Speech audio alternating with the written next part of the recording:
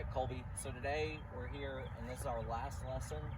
I'm really excited to get you in a place where your swing is a little more comfortable, maybe feels a little more natural. I know you said that was one of your goals to start with.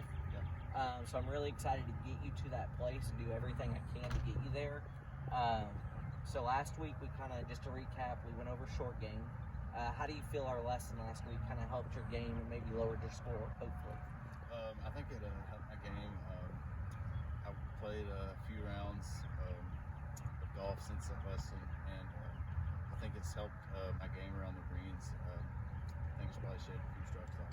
Awesome, that's what we love to hear. And you kind of focused on, just to make sure you're focusing on the right things when doing that, you focused on keeping that weight a little more forward for you to be on your right foot, but for a right-handed player to be on your left foot. Yeah. And then we focused on keeping that wrist angle through impact and holding it at the finish. Yeah. So that way we can, not, when we get a little scoopy with our hands, when we flip our hands a little bit, that's when we start to either scoop the ball or we start to blade the ball, and we don't want that around the greens because that can cost you a lot of strokes. Yeah.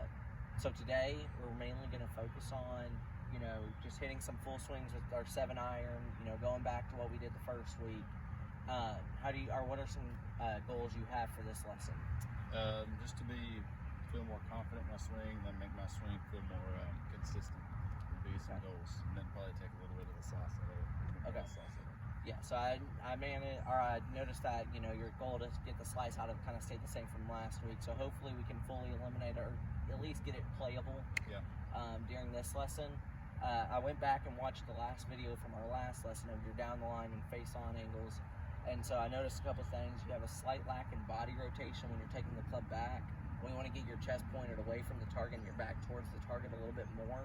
So that way, it'll solve a lot of those club path issues that we're having, and maybe a few face angles too.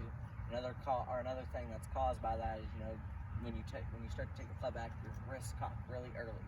And so we want to start your swing with a little bit of rotation and then get those wrists involved in a little bit. But overall, I'm really excited to get to this lesson. I feel like we're going to make some big strides today, and let's get started.